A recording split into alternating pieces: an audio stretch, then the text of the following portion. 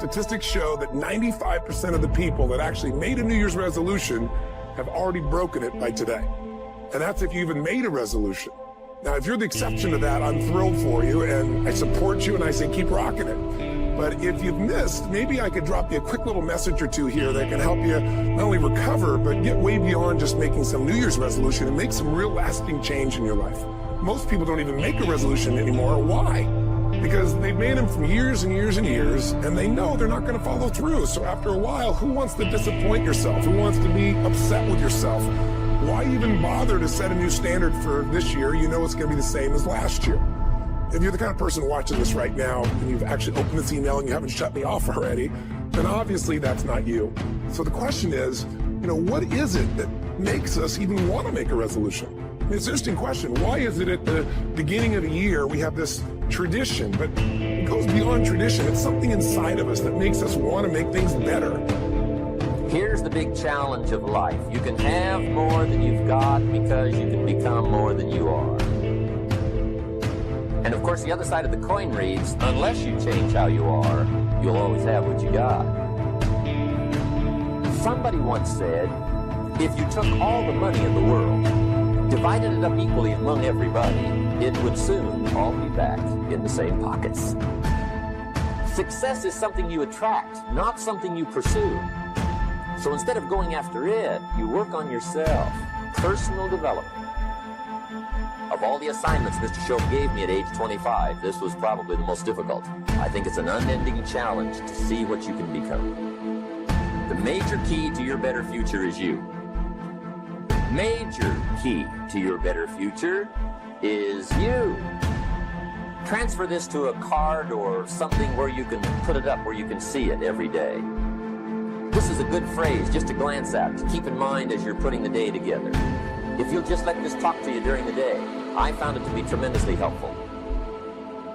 Life is not just the passing of time. Life is a collection of experiences, their frequency, and their intensity. Life is not just watching the clock tick away. Life is a collection of experiences, their intensity, their frequency. Love, a job you find joy from, is not something you discover. It's not like, I found love. Here it is. I found a job I love. That's not how it works. Both of those things require hard work. You are in love because you work very hard every single day of your life to stay in love. You find a job that brings you ultimate joy because you work hard every single day to serve those around you, and you maintain that joy. It's not a discovery. This large, immovable object. Life, career fulfillment, relationships are journeys. The problem is, this entire generation has an institutionalized sense of impatience. And do they have the patience to go on the journey to maintain love, to feel fulfilled? Or do they just quit and on to the next, dump and on to the next, ghost and on to the next? Getting things is not going to make you happy. That's good news in a tough economy. It's a good reminder. It doesn't matter what you get. Doesn't matter whether it be money or opportunity. All those things might excite you for the moment. Even a relationship, as magnificent it may be, might be exciting for a while. But if you don't keep growing, that relationship isn't going to stay exciting. So the secret to real happiness is progress. Progress equals happiness. And if we can make progress on a regular basis, we feel alive. And that's why at the beginning of the year, we get this thing like, okay, I can have this fresh start. I could really do what my soul desires. I could expand. I could grow. I could improve. I could change. Or maybe better than change, I could progress. See, think about that. Progress is an aliveness to it, doesn't it? You don't have to work at changing. People say all the time now, well, I'm working on changing. Don't worry about it. You don't have to work on changing. Change is automatic. Your body's going to change whether you want it or not as the years go by. And no matter how hard you work, there's going to be some changes going on there. The economy is going to change no matter what you want it to do. The weather is going to change. Relationships are going to change. Everything in life is always changing. We don't have to work on change. Change is automatic, but progress is not. So if you want to make real progress, then you really got to look at your life in a different way. You got to say, I got to take control of this process and not just hope it's going to work out like people do who make a resolution. Because really, isn't that what they're really doing at the beginning of the year? They're saying, well, here's my resolutions for the year, and they really basically tell you their wishes. It's their wish list. It's what they hope it all comes together. And then they call it a resolution, but they don't know what a resolution is. Learning to work primarily on yourself. How do you develop an above average income?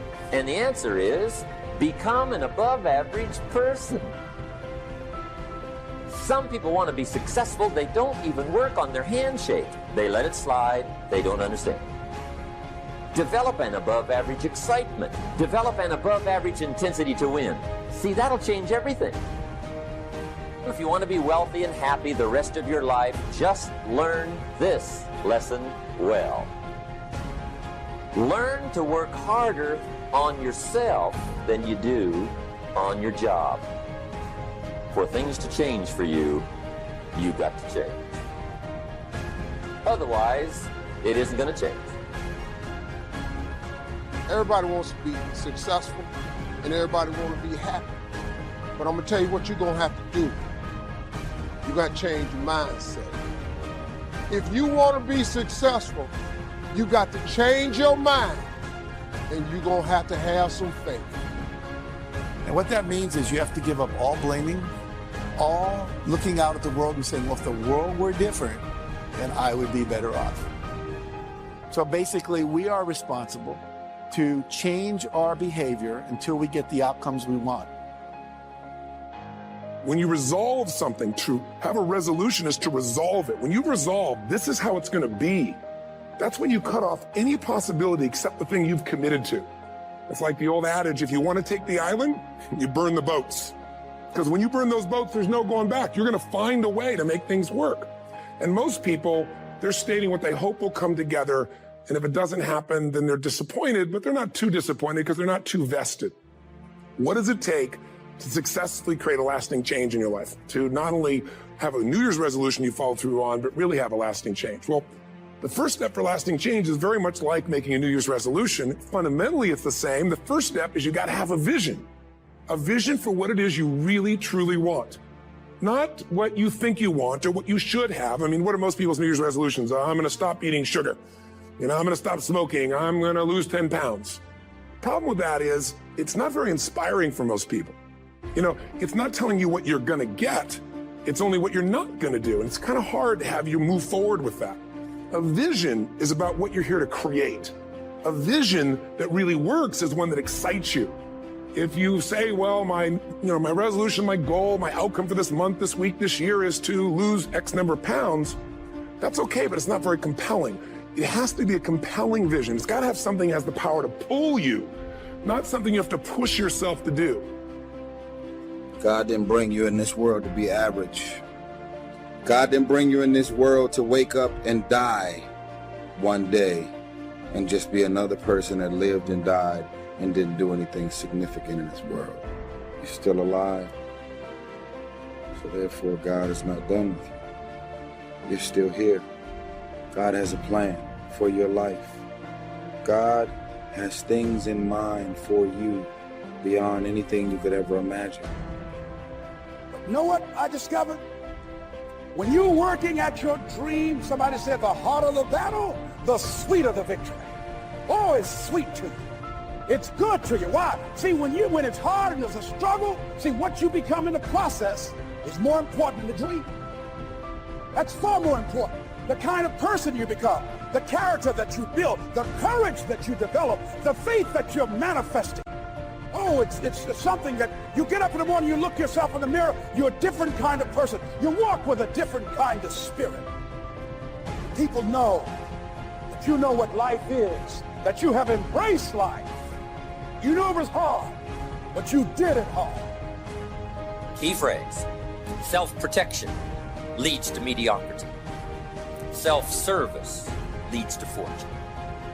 Self-investment leads to fortune. Look, if you want to get rich, you want to be really successful. When I say rich, I'm not talking about money. I'm talking about a rich life, freedom, time with family, choices, get to do what you want. You get to move where you want, go where you want, do what you want. My dad died when he was 52 years old. My dad worked his whole life to provide for 5 kids and his wife, and he did his job, and then he died. That's not the program I want to get on. Is that the program you want to be on? My dad died, he bought his dream house 9 months before he died. He leaves 2 10-year-old boys, one of me. I'm a twin. 2 10-year-old boys, never got to enjoy us. I never got to enjoy him. Why? Because he worked so hard with no concept of freedom. He had a good job, he made some money, but he was basically imprisoned in his thinking that work is hard.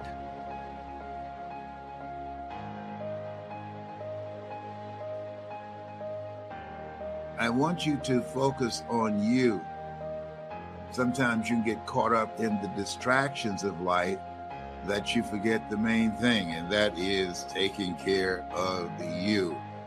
As I said, that life is based upon transformation, disruptions, and miracles. But in the midst of all of this, I want you to write this down. You got to keep it moving. And my heart goes out to family members and friends who've lost loved ones. And you got to keep it moving. You can't stay where you are. You can, but you don't want to stay there. Got to be a new you. And so in order for that to happen, for you to radically change your life, I want you to write down, what are you going to release? Number 1 is procrastination. Starting today, put off the things that you are okay with dying in you today. I'm not okay with my book dying in me today, because you're here today, gone today. We don't know how much time we have left. We don't know the day, the time, or the hour. You came here to do something. There's something in you that's unique to you. That's a representation of your intelligence, of your talent. And if you died today with those in you, would you be okay with that? No.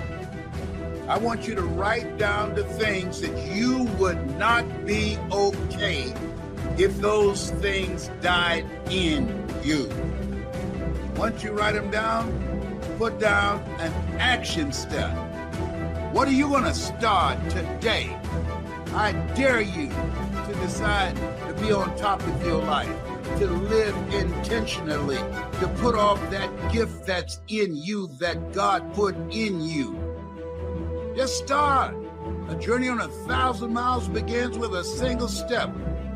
I want you to write one thing that if you died today, you would get on the other side and slap yourself. One thing, just find one thing. Release procrastination around that one thing. Those are 2 different kinds of motivation. Push requires willpower, and willpower never lasts. What will last is pull. Having something so exciting, so attractive, something you desire so much that you have a hard time going to sleep at night. You get so up early in the morning to rock it and take it to the next level.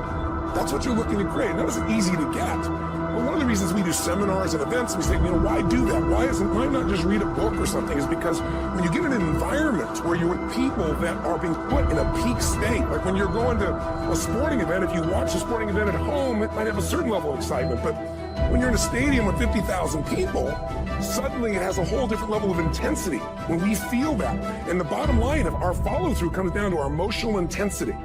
In a different state of mind, you're going to come up with a much better and a more exciting vision than if you're sitting on the couch going, okay, what are my new resolutions for this year? And you're doing it the morning after the new year started, you're a little inebriated, and the football game's on in the background.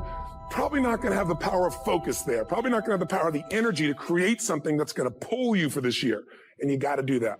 So it's got to be a vision that's compelling. Something that it's going to be a gift to make sure that it happens. And also, along with that compelling vision, you got to have strong enough reasons that you're going to follow through when the going gets tough. That's one of the biggest things missing for most people. They say, this is what I want to do.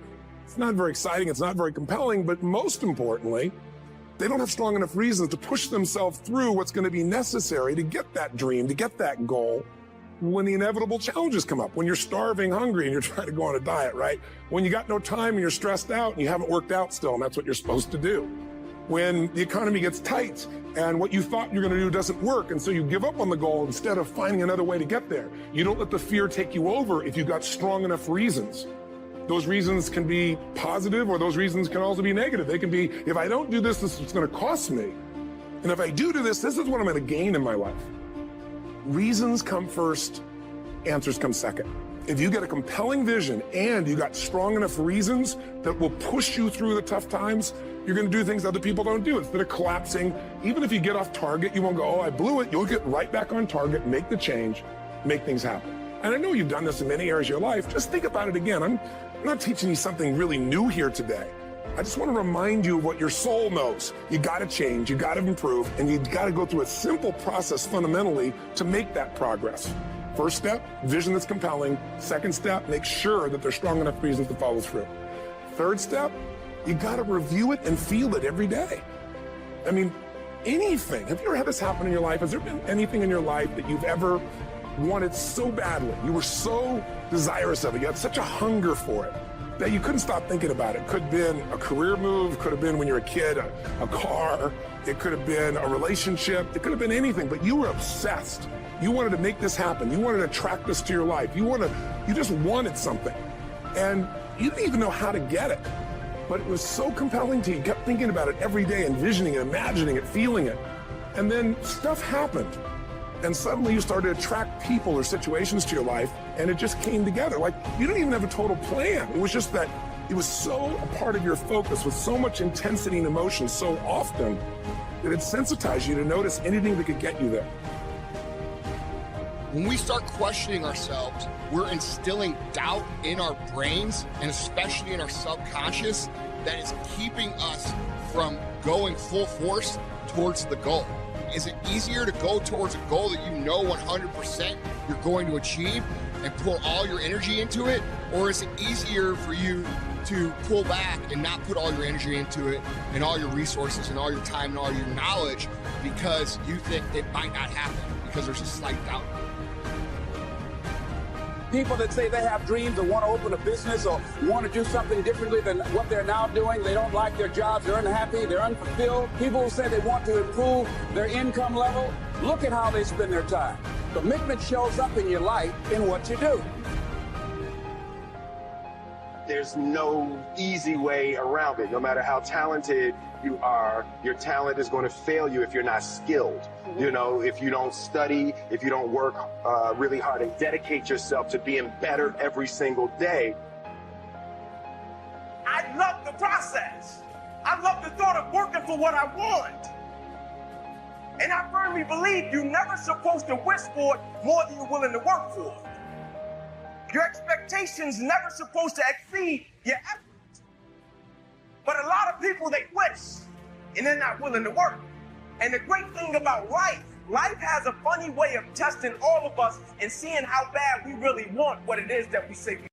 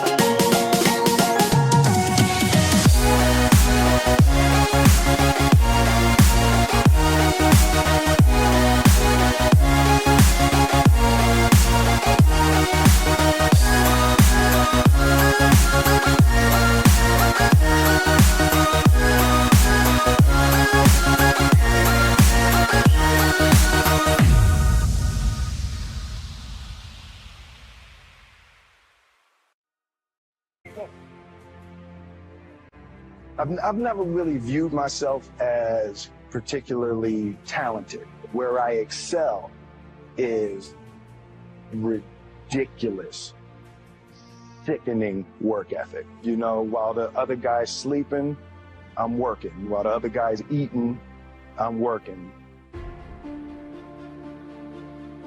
You want to take care of yourself. I don't think that as a participant in life, you cannot be committed. You're either committed to mediocrity or you're committed to greatness. You're either committed to being productive or you're committed to being non-productive. You're committed to being happy or you're committed to being unhappy. Here's the next one. Live with intensity. You might as well turn it up a notch or two after this weekend. Why not? Invest more of you in whatever you do.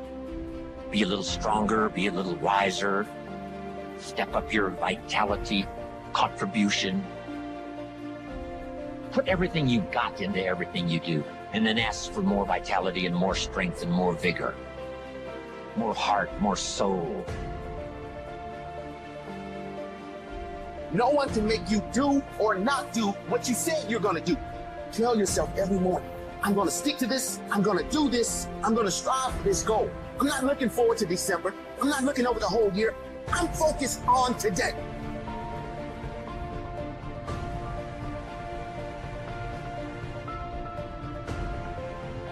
It's a bigger dream waiting for you, just waiting for you to step into it.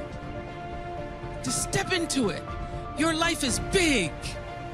Your life is huge. And we spend so much time wanting to be in somebody else's life.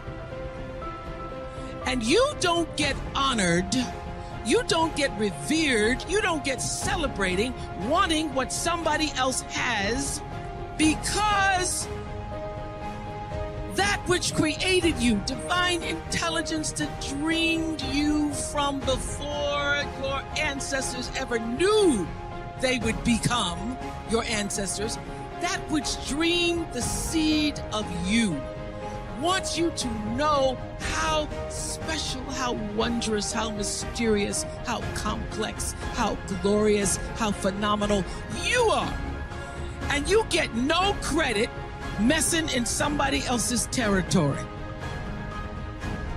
or trying to have power over something you have no control. Another one of my favorite teachings is The Wizard of Oz. When the Wicked Witch of the West says, go away from here because you don't have any power here, you have no power in any territory other than your own. Oh, but you are the master of that. You get to be the master of your own fate. You get to be the captain of your own soul. And if you just manage that, if you just took care of your territory, oh, the glorious, glorious, glorious, wondrous, wondrous opportunities and possibilities that are waiting for you. So the question is, what are you resisting? What are you pushing against? What are you not allowing? What are you blocking because you have this idea?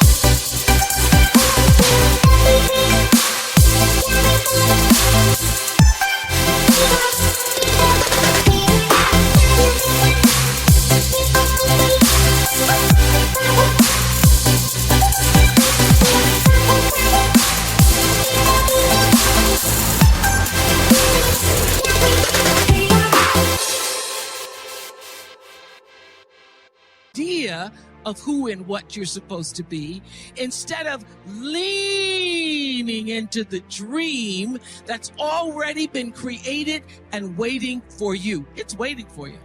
And the second, it's an instant thing. It's a shift in the way you see yourself and the power from which you have come. It all comes down to the inner game, my friends. Changing your life is a change in the inner game. The outside world you can't control, but you have absolute control over this one if you learn the dynamics of what shapes you.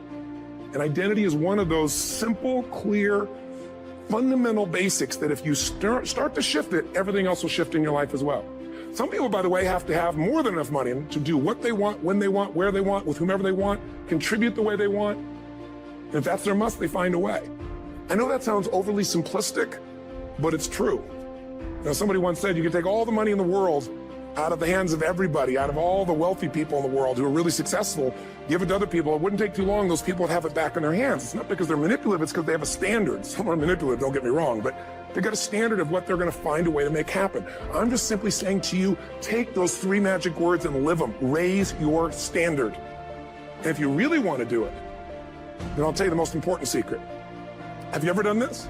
Have you ever told yourself you're raising your standard? Okay, I'm going to go make this happen. I'm going to go make this much money. I'm going to transform my kids. I'm going to create the ultimate relationship in my life. I'm going to transform my body, whatever it is. And then you don't have strong enough reasons and you don't use it. You don't follow through. It's because you didn't back up your standards with what makes those standards real, and that's rituals. Rituals are where the power is. Whenever we do our Robbins results coaching, we say Robbins equals results. The way we get results with people, it's the same way if you listen to my Ultimate Edge program, or back in the old days, Personal Power, or if you went to one of my seminars. You know what I do is I take these huge challenges you got and we break them down into little bite-sized steps. Little things you do each day that after you do them, you get so much momentum that it's easy to succeed. You're not overwhelmed. You have these victory day after day after day on little things. If you went to Ultimate Edge, I'm sure you learned about the hour of power, or the 15 minutes to be able to be fulfilled, or 30 minutes to thrive, where you literally just condition your body and emotion with a couple little rituals. So it doesn't matter what's going on in your world. You feel that strength, and it's not fake. It's not some pump up. It's coming from inside you, and it works. Rituals define us. See, all the results in your life are coming from your rituals. They start with a standard and then have rituals that follow it up. Like, for example, if you are where you want to be physically, you have very different rituals than if you're not where you want to be physically. If you're overweight, you and I both know you got a different ritual than if you're physically fit. Completely different. You get up in the morning, what's the first thing you do if you're fit? Your shoes are there, you roll over. Doesn't matter how you feel, you put on your shoes, you lace them, you start walking, or whatever that ritual is. If you're overweight, you roll over and you have a very different ritual. You might roll over several times to turn the alarm clock off. You go in and get your mocha, smocha, whatever, special coffee. You stop by at Starbucks, whatever the case may be. You have your nice sugar muffin. It's supposed to be really nice for you. Whatever you do, it's a different ritual. If you have a great, passionate relationship, you have very different rituals in how you come home than if you have a lousy relationship. You come home and the first thing you do is you're tweeting somebody, or you're emailing, or flipping on the news.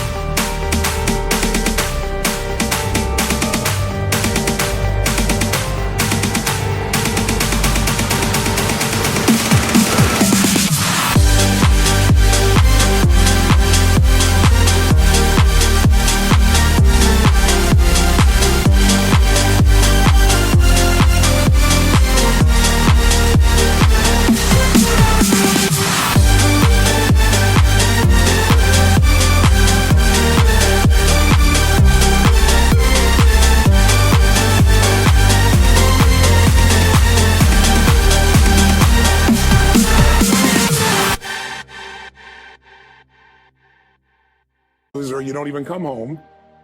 And what are the rituals? Whenever I study people that are successful, what I look for is what's the standard they hold themselves to? And then what are all those little rituals that add up? Because think about it.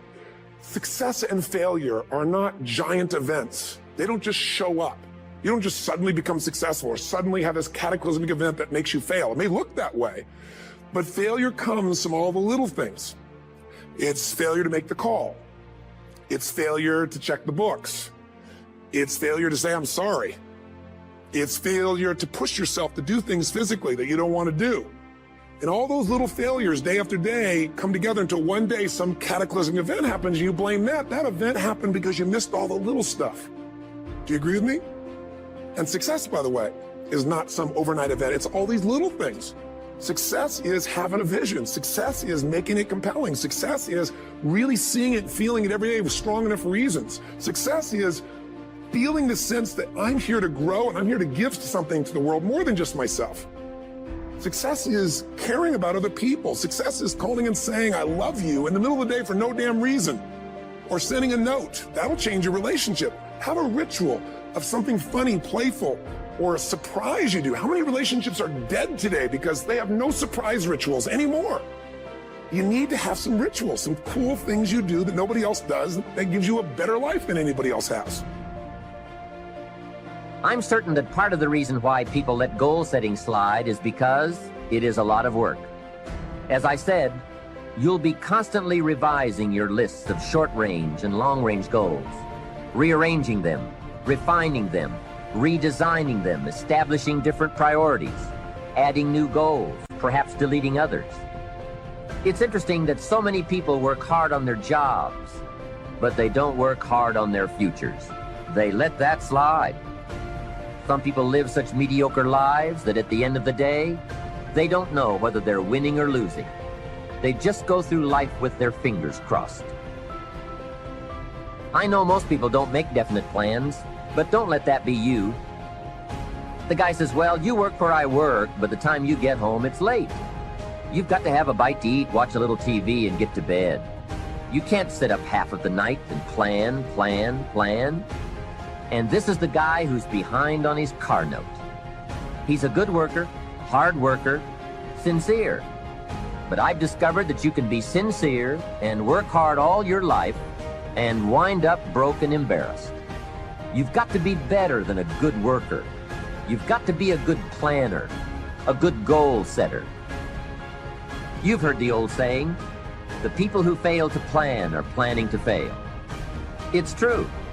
So work on your plans. Put yourself in the top few percent who put this power to work for themselves.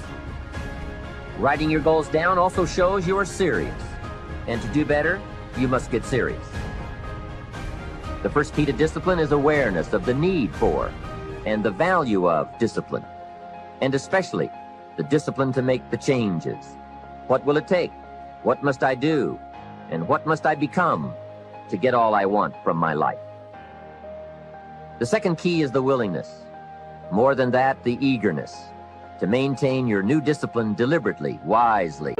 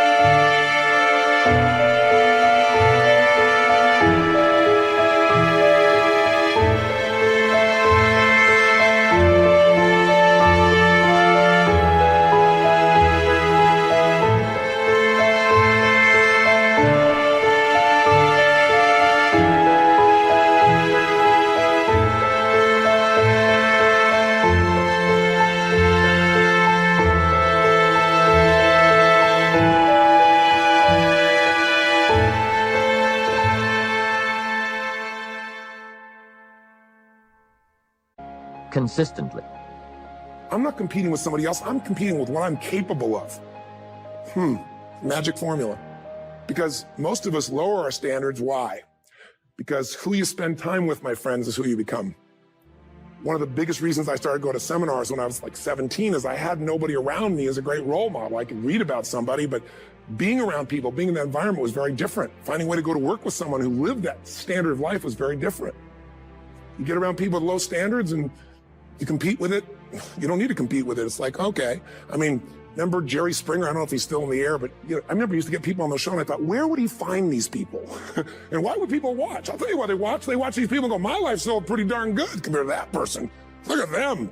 You don't have to change your life. All you have to do is find somebody with a lower standard and you'll feel good about yourself. But if you feel that good feeling, it's an illusion. The only thing that's going to make you happy, my friend, in this year or any other, is to step up. It's to raise the standard. It's to discover what you're capable of and feel that incredible power of pushing through whatever's holding you back and get to the other side of more of your true self. That's what this game's all about. And look at the best of the world in anything. Tiger Woods, what's his vision? To win golf tournaments? No, to be the best that ever lived. That's his goal. That's his vision. But here's what's interesting. He backs it up with rituals. If you just have a vision and you don't have the rituals, stop lying to yourself. His rituals are, he started doing things nobody did before. He went and started lifting weights. Golfers lifting weights? No way. He went out and he changed his swing when he was the best in the world because he realized in order to be the best that ever lived, he was gonna have to change his swing. If you know anything about golf, you don't change your swing when you're the best. And he went and retrained himself because he has different rituals than other golfers. Now many people are modeling his rituals to get better. It's amazing. You know, you look at somebody like Michael Phelps, the 2008 swimmer, won 7, only 2 people, I think, in history, if I remember correctly, that have gotten 7 gold medals in one session. And here's a guy, he's got number 6 under his belt, and he's exhausted, and he's going in for that final swim. I'm sure you remember. And how does the guy win? By 1/100th of a second. Do you think that was some massive skill that got him over the top? Or was it a standard that says, this is who I am? I am the champion. And no one is taking this from me. And somehow in those final milliseconds, 100th of a second, he pushed himself just beyond his competitor. But you know about Michael Phelps? What allowed him to be able to push beyond that moment is his rituals. Go study the guy. Most people who swim have these unbelievable workouts.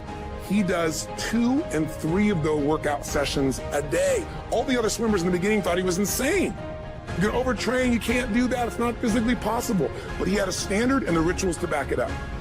So here's my final message to you, because I've gotten carried away. I thought I was gonna send you like a 5-minute message, but as you can see, there's no script here. It's just me going a little crazy with you, but I wanna really see you get what you want this year. Don't let this year be like last. And if last year was great, still don't let it be that way. Raise the standard. If your life is perfect and extraordinary, you darn well know you're not gonna be happy unless you keep making it better. That's what makes us feel alive. It's not what we get that makes us happy. It's who we become and what we're able to give because we become more. That sense of contribution is what creates the deepest meaning. So here's my assignment for if you want one. If you want to go from conversation to some action, here's a simple thing to do. What's an area of your life right now that you really want to... Step 1, wake up early, gonna rise with the sun. Step 2, get some food in you. Step 3, think real hard about what you want to be. Step 4, everybody just do your thing. Wake up, today's gonna be a good day. Wake up, today's gonna be a good day. Wake up, today's gonna be a good day. Wake up, today's gonna be a good day. Wake up, today's gonna be a good day. Wake up, today's gonna be a good day. Wake up, today's gonna be a good day. Wake up, today's gonna be a good day. Yo. Set your affirmations, aspirations. I got shit to do, the aftermath of preparation. Good food, good mood, blood in circulation. One step at a time, yeah, that's how you make it. Set a goal you control and the steps you take them. I try to pick one thought, have some concentration. And if I make a mistake, it's called education. I try to do this every day, call it replication. Wake up, today's gonna be a good day. Wake up, today's gonna be a good day. Wake up, today's gonna be a good day. Wake up, today's gonna be a good day. Wake up, today's gonna be a good day. Wake up, today's gonna be a good day. Wake up, today's gonna be a good day. wake up, today's gonna be a good day. So life ain't easy, yo, I think there's a reason though. Ups and downs, just like every different season, yo. Sometimes I'm high, other times I'm barely breathing, though. I always gotta fight and hide from the demons, yo. Negative thoughts are poison, they rot. Head full of flies, so here come the clouds. They'll never stop unless I can swap all the bad for the good in my head when I'm lost. Yeah, so I'ma fake it till I make it. Positive thoughts are overtaken, I got patience. One day at a time is how you operate a cadence. A flow, you grow, you show yourself a foundation. Stay away from all the shit that causes temptation. I know that I like to do it cause it's sensation. I live my life in my head like a narration. Don't expect greatness, do my best, man, I'll take it. Wake up, today's gonna be a good day. Wake up, today's gonna be a good day. Wake up, today's gonna be a good day. Wake up, today's gonna be a good day. Wake up, today's gonna be a good day.